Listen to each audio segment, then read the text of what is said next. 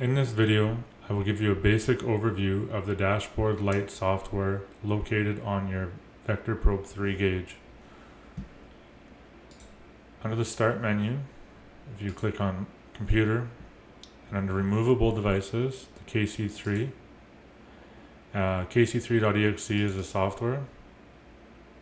So if we open that, on the left-hand side, we have the gauge information, which offers you the serial number, calibration date, the max pressure and temperature that tool was calibrated to. Sample information.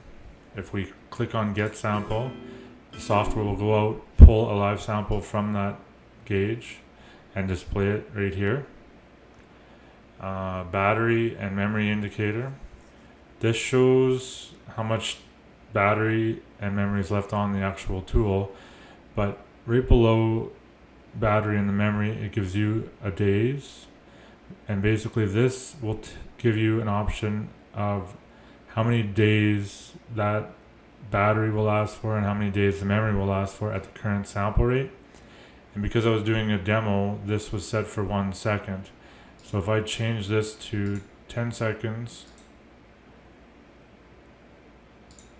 now the battery in days, this tool would go for 1,281 days, and the memory would last for 475.9 days. I will go through more of this in the video explaining how to actually program your gauges. Below that, we have the select job. This is your current and previous jobs that are currently still on that actual gauge.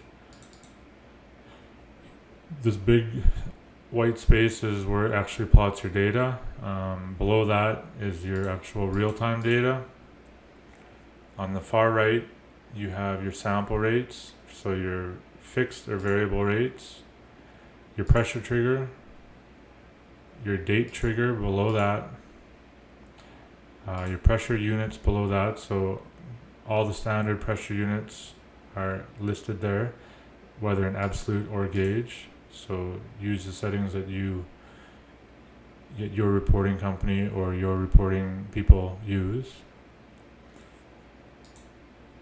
Temperature units.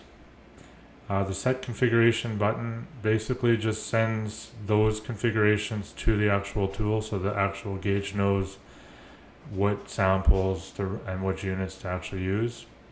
Below that, we have the play button is the green triangle is the actual logging button. If I click on that, it'll be logging. If I click the red square, it'll stop it logging.